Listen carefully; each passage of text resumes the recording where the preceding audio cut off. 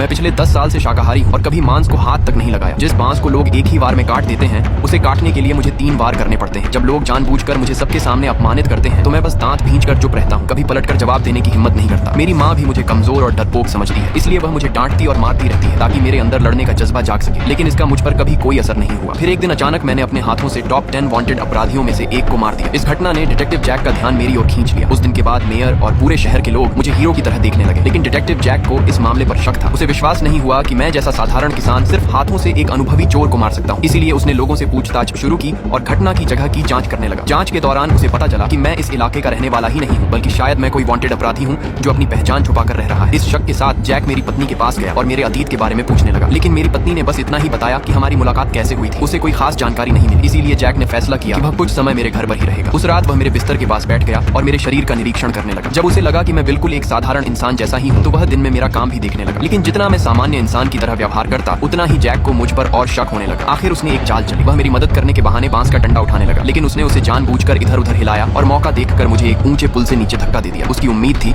कि मैं खुद को बचाने के लिए लाइटनेस कुंग फू का इस्तेमाल करूंगा। जैक तुरंत उत्साहित हो गया, क्योंकि इतनी ऊंचाई से गिरते हुए अगर कोई आदमी सीधे टहनी पर गिरे तो टहनी टूट जानी चाहिए। मुझे पता था कि वह मेरी परीक्षा ले रहा है। छोटे पेड़ पर गिरने के बाद मैंने अपनी आंतरिक शक्ति से पहले टहनी को तोड़ा और फिर पानी में गिर गया।